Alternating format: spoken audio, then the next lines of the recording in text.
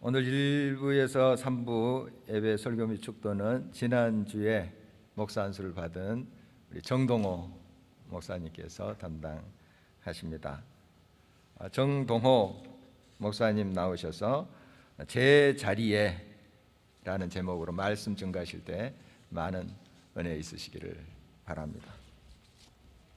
할렐루야, 아멘. 네, 감사합니다. 제가 딱 또 시기에 맞춰서 감기에 걸렸습니다. 그래서 혹시 말씀 중에 좀 훌쩍거리더라도 좀 양해 부탁드리겠습니다. 오늘 우리는 제자리에라는 제목으로 함께 말씀을 나누려고 합니다. 여러분, 혹시 누군가가 사용한 물건을 다 쓰고서요 제자리에 안 놓고 아무데나 두면 스트레스 심하게 받으시는 분 계십니까? 네, 그 반응이 좋네요. 네, 엄마들이실 것 같은데. 네, 모두 그런 것은 아니겠지만 늘 있어야 될 물건의 그 자리에 그 물건이 없으면 스트레스 많이 받으시는 분들이 계십니다. 제가 그렇습니다. 네, 저희 아이가 지금 둘째가 8살인데요. 아빠 잔소리 좀 그만하라고, 잔소리하지 말라 그러더라고요. 네, 변명같이 들리시겠지만 심하지는 않습니다. 물건은 그렇다 치고 사람은 어떻습니까? 지금 자신이 있는 곳이 제자리가 아닌 것 같은 분이 혹시 계십니까? 지난 화요일에 제가 그랬습니다. 예식이 진행되고 있는데요. 내가 여기에 있는 게 맞나? 참 자격 없는 사람이 이곳에 이렇게 있는 게 맞는 건가 하는 생각에 제자리가 아닌 것 같고 자리가 좀 어색하고 그랬습니다. 성경에도 제자리를 찾지 못하는 사람들의 이야기가 가득합니다. 참 많이 나옵니다. 어떤 때는 제자리를 잘 지키다가도 어떤 때는 제자리를 찾지 못하고 늘 헤매는 모습을 보이곤 합니다. 유다 말기에 그 남유다의 백성들도 그랬습니다. 제자리를 찾지 못했습니다. 남유다는 시드기야 왕의 통치를 끝으로 바벨론이란 나라에 멸망하게 됩니다. 너무 잘 아시는 이야기이시죠. 그런데 이제 남유다가 기울어가던 시기에 예레미야라는 선지자가 끊임없이 예언합니다. 하나님을 떠난 유다 백성에게 제자리를 찾으라고 계속 예언합니다. 이 예레미야는 유다 백성이 있어야 할 제자리가 그런데 바벨론이라고 예언합니다. 지금 바벨론과의 전쟁 중인데요. 바벨론의 포로로 끌려가는 것이 바로 유다 백성의 제자리라는 것입니다. 이 예언으로 예레미야는 매국노로 몰리고요. 그리고 온갖 고초를 당하기도 합니다. 하지만 다 잘 알다시피 예레미야는 하나님의 말씀을 전하지 않았습니까? 그 당시 유다 백성의 그 제자리는 바로 대적인 바벨론 포로였습니다. 하지만 유다 백성은 끝까지 그것을 잘 깨닫지 못했습니다. 결국 바벨론에 멸망해서 바벨론에 끌려갈 때까지 유다 백성들은 그것을 깨닫지 못했습니다. 결국 유다는 바벨론에 멸망했고요. 이 유다의 유력자들, 지도자들, 제사장들, 좀 쓸만한 사람들은 모조리 바벨론은 끌고서 이제 바벨론 성으로 갔습니다. 그 유다의 백성들이, 지도자들이 예루살렘에 남아서 바벨론의 반역을 도모한다거나 이런 것을 막기 위해서이기도 하고요. 그리고 그 지도자들을 바벨론에 가서 잘 교육시켜가지고 바벨론에 동화시키기 위해서이기도 했습니다. 우리가 다니엘이랄지 이런 말씀을 통해서 그것을 잘 확인할 수가 있습니다. 당시 신생 바벨론은 대단한 나라였습니다. 전통의 강호, 애굽, 이집트란 나라와 견주어도 전혀 손색이 없었고요. 그리고 약 520년간 상아시아의 맹주로 자리했던 아수르라는 나라를 멸망시키고서 시작한 나라가 바로 이 신생 바벨론입니다. 이런 나라와의 전쟁에서 포로로 끌려간 유다 백성들의 마음은 참으로 참담했습니다. 그런데 예레미야의 예언은 너희의 제자리가 바로 바벨론 포로다, 이것이 전부가 아니었습니다. 예레미야는 유다 백성에게 지금은 포로로 끌려가지만 앞으로 70년이 흐르면 이제 다시 이 약속의 땅으로 돌아올 것이라는 예언도 남겼습니다. 70년이 지나면 그들의 제자리가 바뀐다는 것입니다. 그러니 안심하고 가라는 것이지요. 유다 백성들은 그 말을 쉽게 믿을 수가 없었습니다. 신생 바벨론이 어마어마한 나라인데요. 그런 나라에 지금 우리가 끌려가고 있는데 저 나라에서 우리가 다시 해방된다고 믿을 수가 없었습니다. 아마 그들은 예레미야가 미쳤겠거니 하고 그냥 흘려들었을지도 모르겠습니다. 바벨론으로 끌려간 유다 백성들의 삶은 녹록지가 않았습니다. 물론 매일 눈만 뜨면 막 채찍질에 고된 노동에 온통 학대와 고문 이런 것으로 일관된 그런 삶은 아니었습니다. 놀랍게도 바벨론으로 끌려간 유대인들은 비교적 안락한 생활을 할 수 있었습니다. 그들은 혈통을 보존할 수 있었고요. 그리고 자치 조직을 만들 수 있었고 심지어 이주의 자유도 누렸다고 합니다. 시간이 지나면서 그들은 그곳에서 백성의 장로들의 지도를 받고 율법을 서로 가르치고 배우기도 하고요. 율법을 지키면서 생활하기도 했다고 합니다. 특별히 에스겔은 자기 집을 소유하기까지도 했고 이동도 자유로웠는데 그런 것을 보면 유다 백성들이 포로로 끌려간 그 삶이 그렇게 아주 가혹하진 않았던 것 같습니다. 하지만 그렇다고 어디 편했겠습니까? 그럼에도 불구하고 그들은 고향을 떠난 전쟁 포로 생활이라는 것만으로도 엄청나게 수치스럽고 모욕적이었습니다. 유다 백성의 제자리가 자신들의 자리가 이런 수치와 모욕의 현장이라는 것을 도무지 믿을 수 없고 받아들일 수가 없었습니다. 하나님께서는 하지만 그들에게 그들이 혈통을 보존할 수 있도록 율법을 가르치고 배울 수 있도록 그들의 자리에서 역사하고 계셨던 것입니다. 유다 백성들은 그 중에서도 그들을 가장 힘들게 했던 것은 우리가 범죄함으로 하나님께 죄를 지어서 이제 하나님께 버림받았다라는 그 사실, 바로 그 생각, 그것이 그들을 너무너무 힘들게 했습니다. 무엇보다도 힘들었습니다. 바벨론에서 하나님을 마음껏 예배할 수도 없고요. 그리고 그곳에서 어쨌건 포로였기 때문에 그들의 삶은 하나님과 점점 멀어지기도 했던 것입니다. 이런 곳이 어떻게 우리의 제자리일 수 있겠는가? 이것이 그들의 생각이었습니다. 바로 그곳에 하나님께서는 에스겔이나 다니엘 같은 선지자들을 또 보내셨습니다. 바로 그곳이 바벨론 포로로 끌려간 그 자리가 유다 백성의 제자리임을 확인시켜주는 것입니다. 하나님 예언을 주시고 예레미야가 베풀었던 예언 70년이 지나면 다시금 약속의 땅으로 돌아오게 될 것이다라는 그 예언을 확인시켜 주셨습니다. 뿐만 아니라 하나님은 그 유다 백성들에게 너희가 이제 그곳이 너희의 제자리이니까 그곳에 아이를 낳고 번성하여라 라는 명령도 동시에 허락하셨습니다. 대단한 나라였던 바벨론은 생각보다 빨리 제국의 문을 닫았습니다. 약 43년 동안 군사적으로 정말 탁월하고 아주 무서운 힘을 발휘했던 느부갓네살 왕이 죽은 이후에 이 바벨론이라는 나라의 뒤에 이어지는 왕들이 참 신통치 않았습니다. 주전 539년경에 바벨론은 페르시아의 고레스라는 왕과의 전투에서 크게 패배합니다. 이 바벨론 왕이 얼마나 시원치 않았던지요. 고레스가 전쟁이 이기고서 이제 바벨론 성에 입성할 때에 바벨론 성에 있던 그 바벨론의 신 마르둑의 제사장들이나 바벨론 성에 있던 백성들이 항전을 한 것이 아니라 오히려 성문을 열어주고 고레스를 자신들의 해방자로 맞아들였다고 합니다. 결국 바벨론 제국은 약 70년 만에 페르시아의 고레스에 의해서 멸망하고 이 제국은 고레스의 손에 넘어가고 맙니다. 바벨론을 삼킨 고레스는 바벨론이 썼던 정책과는 정반대의 정책을 사용합니다. 바벨론은 지도층들을 모두 바벨론으로 끌고 갔지요. 좀 쓸만한 사람들은 모두 바벨론으로 데려갔습니다. 아예 반역의 씨앗을 자른 것입니다. 그런데 페르시아는 정반대의 정책을 사용합니다. 각 피지배 민족의 자치권을 인정해주고 가서 다시금 자신들의 지역을 활성화시키도록 했습니다. 피지배 지역의 회복이 경제성에 기반을 둔 바로 이 페르시아 제국의 지방화 정책의 일환이었던 것입니다. 그러한 이유로 고레스는 유다 백성들에게 예루살렘으로의 귀환 명령을 내리고 그러고 약 1년이 지났을 때에 느부갓네살이 예루살렘 성전에서 빼앗아왔던 성전을 온통 망가뜨리고 그곳에 가져왔던 성전 기물들, 성전의 모든 그 보물들을 다시 돌려줍니다. 가지고 가서 너희들의 성전을 다시 건축하라는 것입니다. 유다 백성들의 제자리가 바벨론에서 다시 예루살렘, 그 약속의 땅으로 바뀌는 아주 역사적인 순간입니다. 주전 605년경에 첫 번째 포로가 끌려갔으니까요. 바로 이 고레스의 칙령이 발표되었을 때는 약 주전 538년경, 약 70년이 흐른 뒤입니다. 예레미야의 예언과 정확히 일치합니다. 유다 백성들은 너무너무 기뻤습니다. 특별히 그때까지도 살아 있었던 사람들이 있었습니다.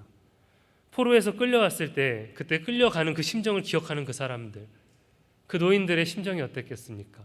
예레미야의 예언이 성취되었도다. 정말 더할 나위 없이 기뻤습니다. 그리고 유다 백성들은 신앙 공동체를 어느 정도 유지하고 있었기 때문에 그곳에 그동안 말로만 들었던 다음 세대들이 있었습니다. 그런데 정말 자신들이 해방되는 것입니다. 약속의 땅으로 돌아가는 것입니다. 뿐만 아니라 느부갓네살에게 빼앗겼던 온통 그 성전의 기물들을 다 가지고 가서 이제 성전을 건축할 수 있게 된 것입니다. 어른들의 가르침이 그것이 거짓말이 아니었던 것이죠. 그들은 너무너무 기뻤습니다. 포로에서 해방되는 것도 기뻤지만 그것이 무엇을 의미하겠습니까? 하나님께서 이제 자신들의 죄악을 용서하시고 다시 하나님이 우리와 함께 하시는구나. 그들은 그것을 피부로 느낄 수 있는 바로 역사적 사건 앞에서 엄청난 감격을 누렸습니다. 약속의 땅으로 돌아온 유다 백성들은 각기 성읍에 흩어져 이제 살기 시작합니다. 돌아온 사람들이 대부분 유다 지파와 베냐민 지파의 사람들이었습니다. 예루살렘에서 멀지 않은 곳에 그들의 터전이 있었기 때문에 그들은 이제 각자 자기의 터전에 가서 터를 닦고 살기 시작합니다. 포로에서 해방되어 돌아온 지 7째 달이 되었을 때 그들은 모두 예루살렘에 모입니다. 초막절이었습니다. 그들은 여호와의 절기를, 약속의 땅에서 절기를 지키게 됩니다. 참으로 감격스러웠지요. 그러고 나서 다시 터전을 이루고 살다가 포로로부터 해방된 지 1년 2개월이 지났을 때에 유다 백성들은 이제 성전의 기초를 놓고 성전을 건축하기 시작합니다. 착공식을 할 때의 장면을 한번 상상해 보시기 바랍니다. 얼마나 기뻤을까요? 드디어 저 성전을 우리가 우리의 손으로 짓게 되는구나. 너무너무 기뻤습니다. 하나님 우리의 죄를 용서하셨고 이제 성전을 지으면 바로 저곳에 그때 있었던 저 지성소에 이제 하나님께서 여호와의 영이 우리와 함께 하시겠구나. 너무너무 기뻤습니다. 바로 그 일은 누가 봐도 하나님이 허락하신 일이었습니다.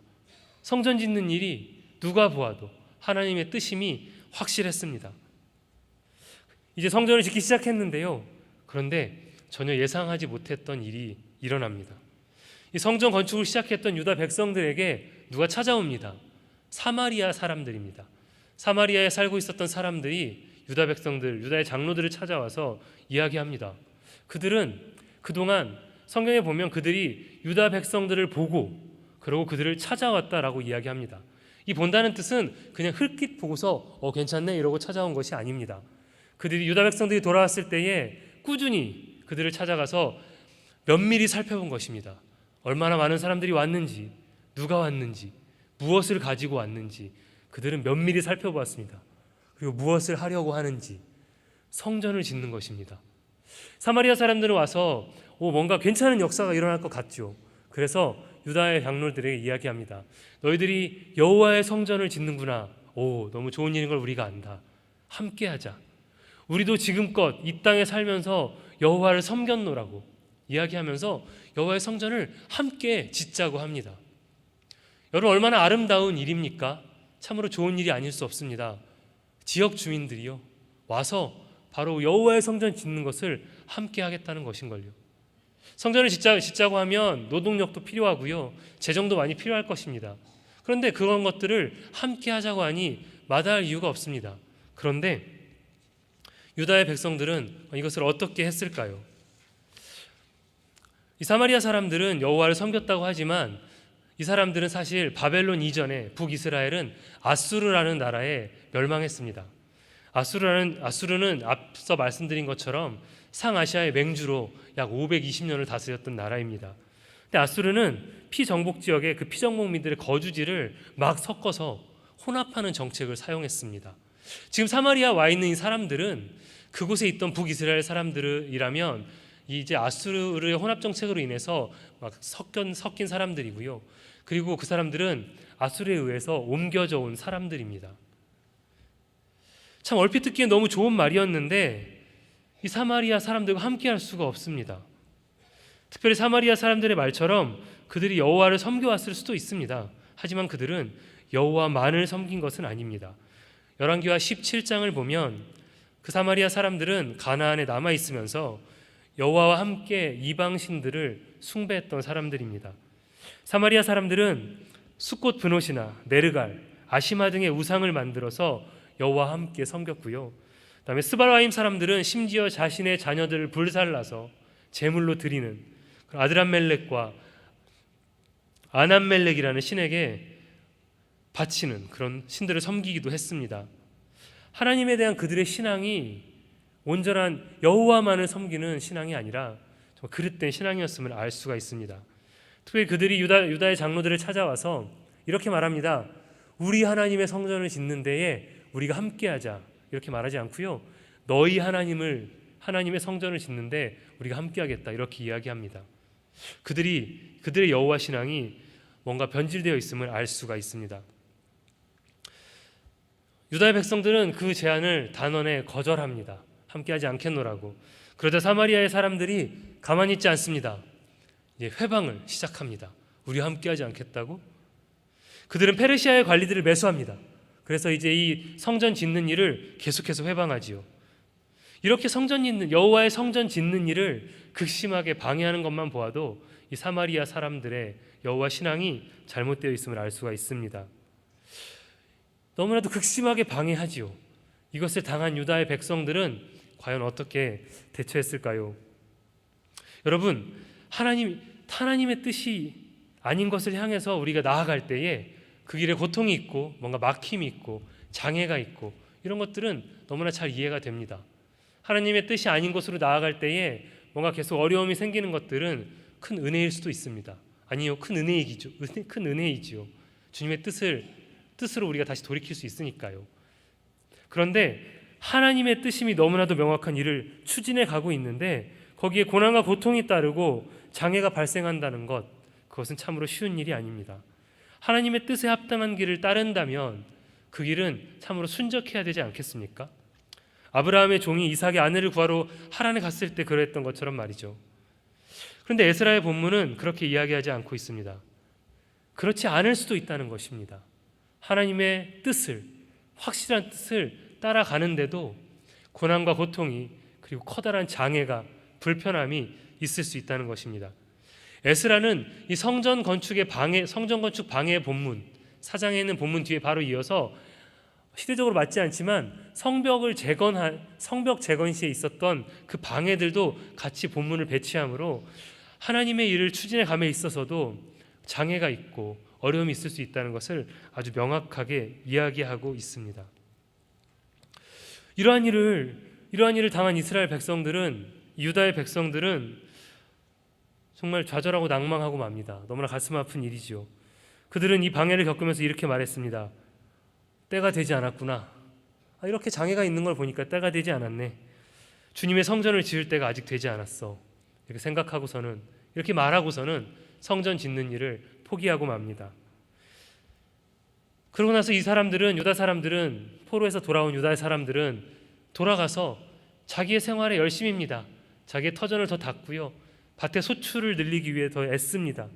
그리고 자기가 살고 있는 자기의 집을 꾸미기 위해 열심히 노력합니다. 사마리아 사람들의 방해 앞에서 유다 백성들은 지금 제자리가 어디인지를 찾지 못하고 있는 것입니다. 제자리를 못 찾고 헤매고 있는 모습을 우리가 확인할 수 있습니다. 여러분, 각 개인이 그리고 또는 우리 공동체가 하나님의 뜻이 명확한 것을 알고서 나아갈 때에도 정말 커다란 장애와 어려움을 만날 수 있습니다. 그럴 때 우리가 낙심하고 좌절해서 결국 그것을 포기해버린다면 하나님께서는 정말 무척 가슴 아파하실 것입니다. 이렇게 유다의 백성들은 성전 건축하는 것을 포기하고 약 15년의 시간을 흘려보냅니다. 속절없이 시간만 갑니다. 성경에는 언급되어 있지 않지만 고레스라는 왕 다음에 페르시아는 캄비세스라는 왕이 등극을 합니다. 그리고 캄비세스 이후에 여러분 잘 알고 계시는 다리오라는 왕이 이제 왕으로 등극합니다. 무려 왕이 2번 바뀌는 동안 유다 백성들은 성전 짓기를 포기하고 그저 주저앉아 있는 것입니다. 유다의 백성들이 이 좌절과 절망의 시간을 보낼 때에 그들은 또한 이 방해를 핑계 삼아서 자신의 일에 함몰되고 맙니다. 그저 자기 집 가꾸기에 열심이고 자기 동네 꾸미기에 열심인 것이지요. 이렇게 자신의 일에 함몰되는 핑계로 사명을 등지는 핑계로 바로 이 장애와 불편을 핑계 삼고 있는 것입니다. 하나님의 뜻을 따라가다가 어려움이나 고난이 닥쳤을 때에 이거 주님의 뜻이 아직 아니구나, 이건 주님이 허락하시는 길이 아니겠네, 그만둬야겠다 라고 이야기하는 이 유다 백성들을 보면서 참 저는 저 자신을 돌아보게 됐습니다. 이런 시간, 우리가 주님의 뜻을 따라가다가도 좌절하고서 이렇게 주저앉아 있는 시간을 바라보면서 누가 가장 속이 탈까요? 하나님이셨습니다. 이 좌절의 시간에 포기하지 않고 결국 다시 시작하신 분은 하나님입니다. 하나님께서는 이런 유다 백성들을 바라보면서 너무 가슴 아프셔서 하나님의 말씀을 허락하십니다. 학개 선지자나 스가랴 선지자를 하나님께서는 보내십니다. 보내셔서 책망도 하시고 격려도 하시고 그들을 다시금 일깨우십니다. 스룹바벨과 예수아에게 선지자들을 보내서 성전 건축을 독려하게 하십니다. 성전이 이렇게 무너져 있는데 지금이 너희만 잘 꾸민 집에 살고 있을 때란 말이냐. 너희가 씨앗을 많이 뿌려도 얼마 거두지 못하며 마셔도 만족하지 못하고 입어도 따뜻하지 못할 것이다. 산에 올라가 나무를 베어서 성전을 지어라. 그러면 내가 기뻐하고 거기에 내 영광을 드러내겠다. 내가 너희와 함께 하겠다. 하나님께서 학개 선지자를 통해 하신 말씀들입니다. 이제 제발 제자리로 돌아오라는 것입니다. 출애굽 이후에 이스라엘 백성의 역사는 제자리 못 찾고 늘 헤매는 그런 역사라고 해도 과언이 아닙니다. 한두 번도 아니고요, 정말 수도 없이 이스라엘 백성들은 하나님의 사랑을 저버리고 제자리를 못 찾고 헤맵니다. 근데 그럴 때마다 포기하지 않고 늘 끊임없이 다함 없는 사랑으로 그들을 다시 붙잡고 일깨우시고 제자리로 인도하시는 그런 분이 바로 하나님이십니다. 그러한 사랑으로 이 시간도 바로 저와 여러분을 하나님께서는 붙잡고 계신다고, 사랑하신다고 성경은 우리에게 말하고 있습니다. 하나님의 뜻에 합당한 일을 해나가면서도 장애를 만났습니다. 좌절하고 낙심해서 그 일을 포기하고 있을 때 하나님께서 다시 일으켜 세우시는 것은 하나님께서 그 일을 포기하지 않는 것처럼 보이지만 사실은 그 일 때문이 아닙니다. 바로 주님의 자녀를 포기하지 않는 것입니다. 하나님께서 유다 백성들만 좋은 집에서 살고 좋은 것 누리고 하나님 자신은 변변찮은 성전도 없이 춥고 배고파서 성전 좀 지으라고 그렇게 하나님이 유다 백성들을 독려하는 것이 아닙니다. 바로 그 시대에 성전이 바로 다시 서야 유다 백성들이 하나님을 더욱 가까이 만나고 그 성전을 중심으로 생명의 삶을 살아갈 수 있기 때문에, 바로 그것 때문에 하나님은 성전 건축을 독려하고 계신 것입니다. 하나님은 생명을 잃어가고 정말 생명을 잃어가는 유다 백성들을 위해 그들을 다시 일으키고 독려하셔서 그들을 제자리로 인도하시는 이유는 바로 그 자리가, 그 제자리가 생명의 자리이기 때문입니다. 하나님의 말씀이 있었을 때에 유다 백성들은 너무나 다행히도, 너무나 감사하게도 그 말씀에 순종합니다. 그리고 그 방해가 있었음에도 불구하고 유다 백성들은 담대하게 성전을 다시 건축하기 시작합니다. 유다 백성들이 그 말씀에 순종해서 나아갔을 때에 그 사마리아인들, 그 대적들의 방해가 깨끗이 사라졌을까요? 그랬으면 얼마나 좋겠습니까? 그런데 그렇지 않았습니다. 유브라데강 서편 총독인 다뜨네와 스달보스네가 득달같이 달려와서 이야기합니다. 매수된 사람들 아닙니까? 그들이 이 성전을 건축하는 일이 누구의 명령을 받고 하는 것이냐? 너 지금 누가 시켜서 하는 거냐? 이렇게 유다 백성들에게 막 위협합니다. 유다 백성들은 담대하게 답합니다. 이것은 고레스의 칙령을 근거로 우리가 하나님의 뜻을 따라 성전을 건축하고 있는 것이다. 다뜨네와 스달보스네는 그 이야기를 듣고 당장 고레스 왕에게 조서를 보냅니다. 이렇게 이야기하는데 지금 성전이라는 걸 다시 짓고 있는데 유다 백성들이 이거를 중심으로 뭉쳐서 반란을 일으킬지도 모릅니다.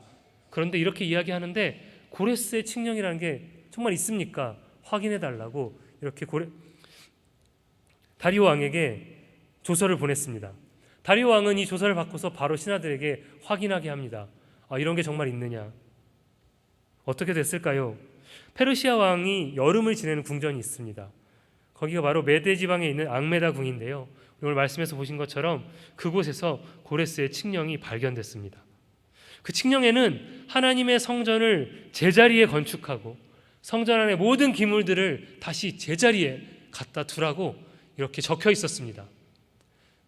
고레스의 칙령은 하나님의 성전과 성전 기물들을 제자리에 갖다 두라고 적혀 있는데, 그 말씀을 보는 저에게는 유다 백성들에게 이제 제자리로 돌아가라고, 유다 백성들을 제자리로 보내는 귀한 명령의 말씀인 것처럼 그렇게 읽혀졌습니다. 다리오 왕은 그 다시 조서를 보내면서 하나님의 성전 짓는 것을 방해하지 말고, 그리고 심지어 왕의 재산인 유브라데 강 서편에서 거둔 세금을 유다 백성에게 끊임없이 제공해서 성전 건축을 완수할 수 있도록 도우라고 명령하기까지 합니다. 참 놀라운 일 아니겠습니까? 좌절하고 낭망한 유다 백성에게 제자리를 하나님께서는 일깨워 주시고, 그리고 그 제자리에 그 역사를 이루어갈 수 있는 힘과 능력도 하나님께서는 함께 주고 계신 것입니다. 결국 다리오 왕 제6년 아달월, 학개와 스가랴의 예언에 순종해서 성전을 다시 건축하기 시작한 약 4년여 만에 이제 이 유다 백성들은 성전을 완공합니다. 그리고 성전 봉헌식을 거행합니다. 참으로 감격스러운 순간이 아닐 수가 없습니다. 우리가 에스라 6장 말씀을 쭉 읽어가다 보면 사실 에스라 6장 전체를 본문으로 쓰고 싶었지만 우리가 1절부터 12절까지만 읽었습니다. 하지만 6장 전체를 22절까지 쭉 읽어보시면 참 좋을 것 같습니다. 쭉 읽어 내려가다 보면 재미있는 발견을 합니다. 성전 봉헌식 본문 이후에 유다 백성들이 함께 모여서 유월절을 지킨 본문이 기록되어져 있습니다. 유다 백성이 포로에서 돌아온 지가 15년쯤 지났습니다. 그 성전을 봉헌한 건 이제 19년, 약 20년쯤 되었습니다. 우리가 초막절을 지킨 것을 함께 보지 않았습니까? 유월절 아마 지키고 있었을 수도 있습니다. 그런데 이 위치에 에스라는 유월절을 지킨 것을 성전 봉헌 이후에 기록하고 있습니다. 유월절은 여러분 잘 알고 계신 것처럼 출애굽을 기념하는 절기입니다. 애굽에서 이스라엘 백성들이 해방되어진, 이집트에서 놓여서 그들이 이제 노예 생활에서 벗어나서 노임을 얻고 자유롭게 된 날입니다. 어둠에서 빛으로, 죽음에서 생명으로 자리가 옮겨진 날입니다. 바로 그 역사를 이루신 하나님, 그리고 그날은 하나님을 기억하는 날입니다. 고통과 억압으로부터 자유롭게 되었다는 것은 우리에게 한 본문을 떠올리게 합니다.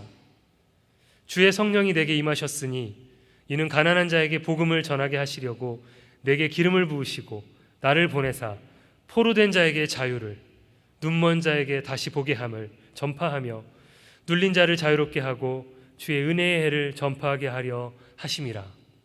누가복음 4장 18절 19절에 기록된 말씀입니다. 이 말씀은 예수님께서 공생애를 시작하시면서 회당에서 이사야에 기록된 말씀을 찾아 읽으시고 선포하신 말씀입니다. 무엇을 선포하셨습니까? 바로 복음입니다. 복음을 선포하신 본문입니다. 유다 백성들은 끊임없이 제자리를 떠나 헤매고 방황하고 좌절하고 낭망했습니다. 닥쳐온 고난과 어려움을 핑계로 심지어 자기 삶에 함몰되어 가지고 그저 자기 삶에 들어가 있었습니다. 하지만 끝까지 포기하지 않으시고 다시 찾아가서 일으키시고 제자리로 인도하시고 그렇게 역사하신 분이 바로 하나님이십니다.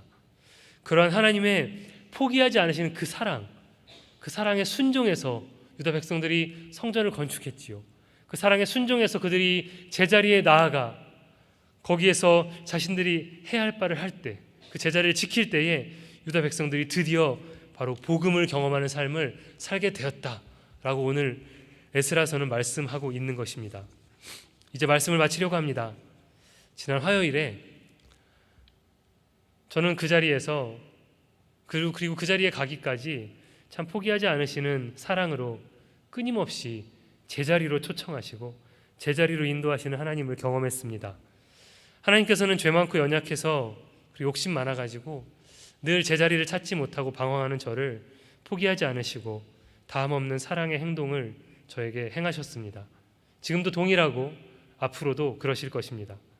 때론 엄하게, 때론 자애롭게 제가 제자리를 찾고 지킬 수 있도록 하나님께서는 늘 도우십니다. 바로 그곳이, 그 자리가 생명의 자리이기 때문입니다.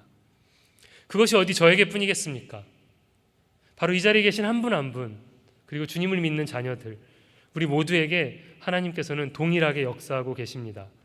사랑하는 여러분, 오늘 서 계신 그 자리를 한번 돌아보시기 바랍니다.